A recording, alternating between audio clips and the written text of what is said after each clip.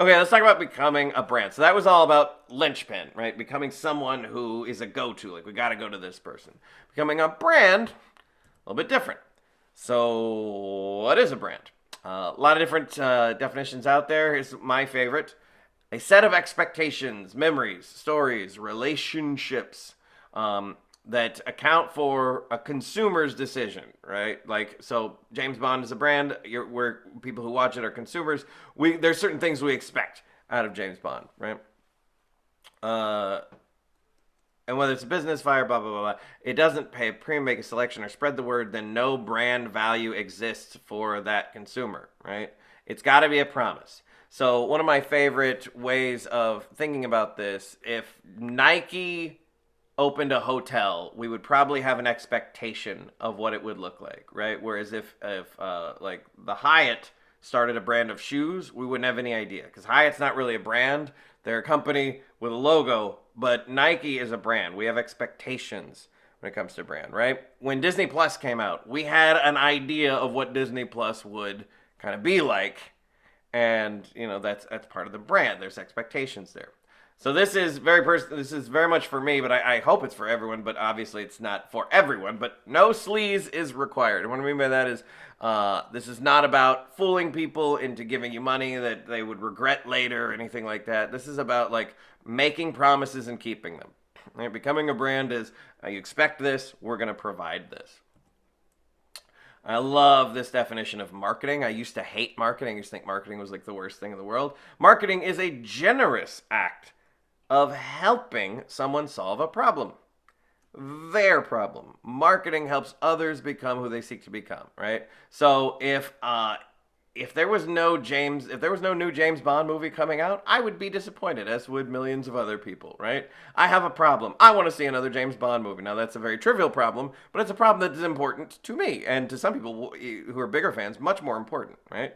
So if by making more James Bond films, they're helping James Bond fans become who they want to become. So there's me on the left. That's a picture from the stage. But it was very apt for Game of Thrones. I was a huge Game of Thrones fan. Obviously, they screwed up the last couple seasons. But I would have been, like, I'd never heard of Game of Thrones before the TV show. And, like, I became obsessed.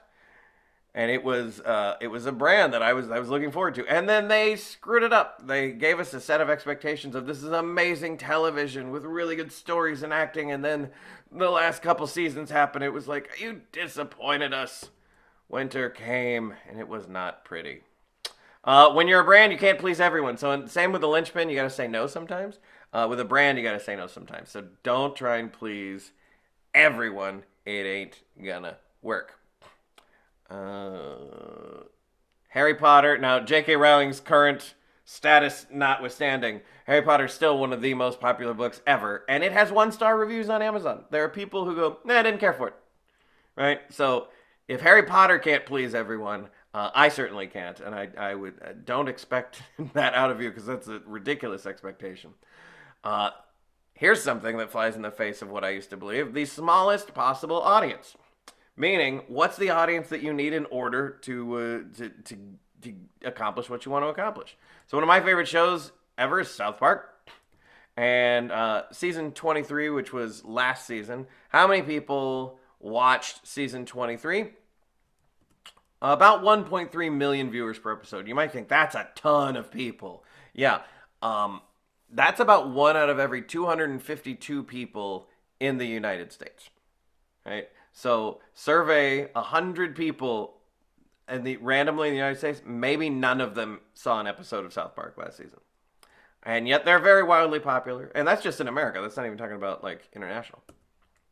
That's less than 0.5% of our country's population. And again, I'm not saying that this is a small audience. I've never had an audience this big. This would be a great audience for me, or probably for a lot of people in this room. But South Park isn't trying to get everyone to like them. They have a niche of people, right? So this is a web series that a friend of mine made a couple years ago.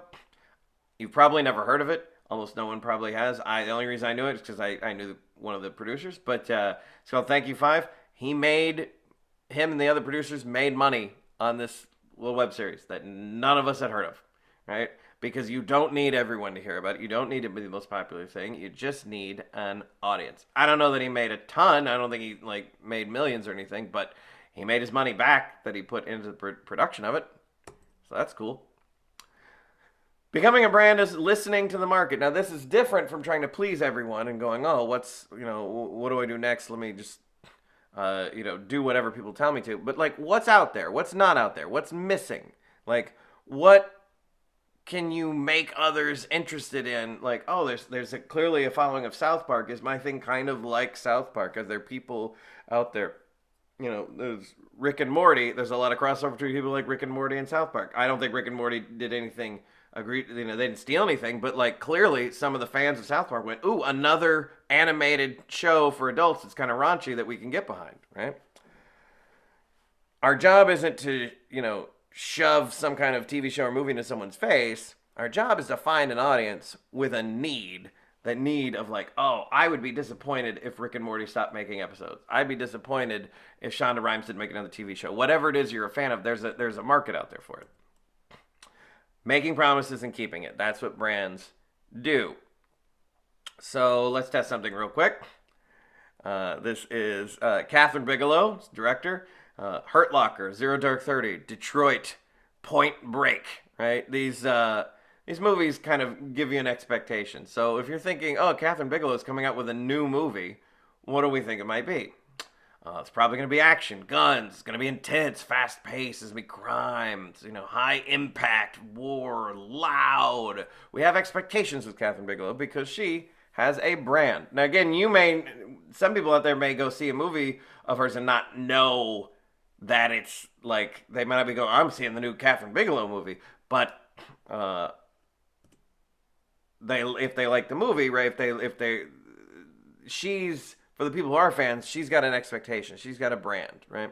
Same with Wes Anderson, in the middle there, his movies, and I don't even know how to, it's hard to put words on Wes Anderson, but there's an expectation with Wes Anderson as well. I'm a huge fan of the John Wick films. I don't know what John Wick 4 is going to be, but I know how disappointed I would be if it doesn't have a few things in it. It better have dogs. It better have a lot of ridiculous over-the-top action, and it better give Keanu Reeves a bunch of insane lines to go, I need this to happen, right? Just stupid stuff like that, right? But I love it.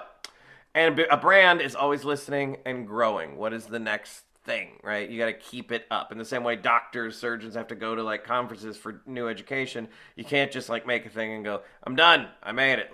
If you want to keep up with the market, you got to keep listening to the market. You got to keep growing your brand. Here's the deal. As I said, there's a lot of crossover. Almost all of us are hybrids to some degree, right? Aaron Sorkin, a great example of a hybrid, right? He's been a linchpin in that he's been hired to write movies and work for other things where it wasn't like, oh, this is an Aaron Sorkin film, but we hired him to write it. That was important. But then he's also created things. And if you're an Aaron Sorkin fan, you're looking for the next Aaron Sorkin movie or the next Aaron Sorkin TV show. So he's both. And that's cool that he has that. And then back to Trey Parker and Matt Stone, the creators of South Park. They don't just do South Park. And I'm pretty much a fan of everything they do. But I'd be disappointed if they stopped making anything, right? I wasn't a fan of theirs because I hoped one day they would make, one of the most successful musicals of all time on Broadway. But when they did, I sure did see it. Kind of think of it like a musician who has solo albums but also plays with a band, right? You can do both, but just know that it takes a lot of work. So usually a lot of people aren't hybrids until they have, modicum of success already. So one thing we got to remember, and this is, at least in the people that I meet, and I certainly was like this, and I still struggle with this, we have value.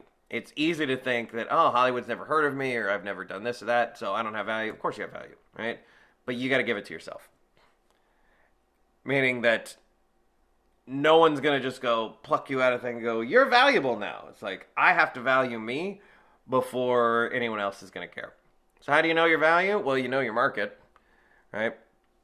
What's your market? Used to we had demographics market. What age does this play to? What race, what location are they in, what employment status? Almost none of that matters anymore. Now it's about psychographics. What are the personalities of the people who you're aiming to entertain? What are their values, right? Clearly, a lot of people who like Passion of the Christ probably aren't going to necessarily be fans of South Park. Different values, right? What are the attitudes? What are they interested in? What are their lifestyles? Psychographics. Who is this for? It's not for everyone. Your script, whatever. I don't know what your script is. I don't know genre. I don't know anything about it. But it's not for everyone. If Harry Potter's not for everyone, your thing's not for everyone, right? So make it for someone. Who are you making this for? And it's amazing how that question doesn't ever enter our mind. Never entered my mind for years. And when I ask it to students, people are like, oh, I mean, I just made it. I didn't think about who I made it for. It's like, who are you making this for, right? Passion of the Christ. People went and saw that movie who hadn't seen movies in years. I knew like old people in my hometown, Fort Texas, who would like go out to the movie. They were like get all dressed up fancy to go to the movies because they were going to see this thing the first time they'd gone out to the movies in decades. Dolomite is my name. Beautiful film. Who's that for? It's for people who want to like show that like, hey, this guy who didn't have any name or anything in the industry built it himself, right? Birds of Prey. I know people who saw Birds of Prey who aren't even into superhero films because it was all women in the main cast, woman director, woman writer, all that kind of stuff like that. That meant something to them. Right? Weird Al Yankovic, UHF. If you've never heard of this movie, you're probably not a Weird Al fan. But if you like this movie, you probably love this movie. You know, he made this movie for his fans. Rocky Horror Picture Show. I've seen it once. It was fine. But there are people who spend, 50, 60, 100 nights of their life over the years going to screenings and dressing up. Little Women, a book based on, or a movie based on an old book that, like, my mom loved that movie, saw it in the theaters with a lot of her friends, her, baby boomer friends. Again, who are you making this for? These are not all for the same people necessarily, but they all are for someone. So who'd you write it for? You can write it for three different, as far as I got three categories of who you can write this for. You can write it for the industry, and I don't like that idea because to me it's a rat race. I'm trying to keep up with the industry. What do they want? Please pick me. It doesn't seem very helpful, right? If we write it for ourselves, and I've heard some writers say this, and I've certainly been guilty of saying this, I just wrote this for me. Well, then you don't have to pitch it because you're done. You wrote it for you. You read it. You're good, right? Write it for someone. It's a gift when you write it for someone else. I'm writing this for people who love, old movies from the 40s, or, I'm writing this for people who just miss a good surf movie. Whatever it is, like, who are you writing this for? Star Trek? I'm not a Trekkie myself, but I know a lot of Trekkies, and oh man, would they have an issue if Star Trek stopped making films and TV shows. Right? There's a fan base out there. It's been cultivated for decades, and anytime there's a new Star Trek, it's for them. If other people get on board, cool, but they're writing this for the fans. Right? Again, say no. And I'm repeating this because it's so important. We gotta say no. What are you turning down? I've been there myself. I've seen so many people say yes to everything, and then they wind up doing something that they don't love to do that's not really what they want. There's like a zillion quotes and books out there about the power of saying no, and I'm an improviser, so I'm a big fan of saying yes, and that's our thing, but no is also very powerful and very important, and you gotta know when to say no and when to say yes, and saying no is powerful. Turning something down is not necessarily the easiest, but I don't know anyone who's made it to any kind of level of greatness that hasn't said no a lot, and usually a lot more. A friend of mine used to work on the production team that worked with The Rock. He said no to 99% of everything that was pitched his way. Your connections. You have value with your connections. You may not know it because you think, I don't know anyone famous, or maybe you do, but there's a lot of people out there that just put it out there, like, hey, I'm working on this script, I've got this idea, whatever. Like, you don't know who in your own network is already someone who could help you with whatever it is that you're working on, like who might know someone else, etc. And I'm not saying use people for their connections, but it's amazing how many people out there are like, oh, I had no idea that my friend so-and-so actually could help with blah, blah, blah, or whatever. And then your professionalism. Like, you can't just control who, is interested, who takes meetings with you, who reads your pitch packet. But you can show up as a professional. You can show up on time. You can, be respectful of what's going on. You can, return emails. All those kind of things that are, considerate, and you're a pro. So be a pro. All right, and professionalism. There's just so what is professionalism? It's how you communicate. It's how you work with teams, right? What are your values? What are your integrity? Like being a professional. Here's what I don't want, and I don't think anyone wants this. They don't want Hollywood to be the Godfather, and you be like, please, Godfather, please, do the thing that I want you to do. Like, if anyone wants that, don't work with them. If anyone wants you to kiss the ring, I would highly recommend not working with those people. You have value. You don't need that in your life. This is what you want. You want this. You're a Titan. They're a Titan. You're just like, yeah, let's do this together with equal status and respect. Now, again, if you've never been heard of, there's obviously that's not going to be perfectly matched as far as that's concerned, but you've got to value yourself as like, hey, you may have never heard of me, but I'm awesome. I've got this thing. It's for someone. It's got value. Let's work together. We can't all be Chris Klein. If you don't remember who Chris Klein is, or if you never knew who he was real popular for about 3 or 4 years in the early 2000s. Him and I went to the same school, TCU, and he got discovered by one of those old Hollywood stories that you hear, and his is actually true. He was playing lacrosse. He was playing a shirts versus skins lacrosse game, and it was Parents' Weekend, and this dad, who was some Hollywood producer, was with his daughter, and they were walking. She was a student there. They're walking across this lacrosse field. He literally saw Chris Klein with his shirt off playing lacrosse and approached him and said, would you like to audition for my movie Election? Boy, wouldn't that be cool if we could all just get picked out of a lacrosse field or whatever sport or activity it is that you want to put yourself in. But then what happened to Chris Klein? Almost no one. I mean, he's still working. He's doing fine. I'd be fine with his career, but he don't bet like. We're not trying to bet on, oh man, I hope someone just picks me out of the blue, right? We don't need a Deus Ex Machina. We don't need someone who's like, I'll save you. We do our own work. We make good art, and then that will bubble up to the surface. So you got to stay motivated. You gotta push yourself. You gotta be in charge of yourself, right? Because we're making stuff without permission. We're making stuff without someone telling us what to do. So we gotta be in charge of telling ourselves what to do. A lot of the concepts that I got here, if you want to go more into depth with all this stuff, I recommend the author, speaker, Seth Godin.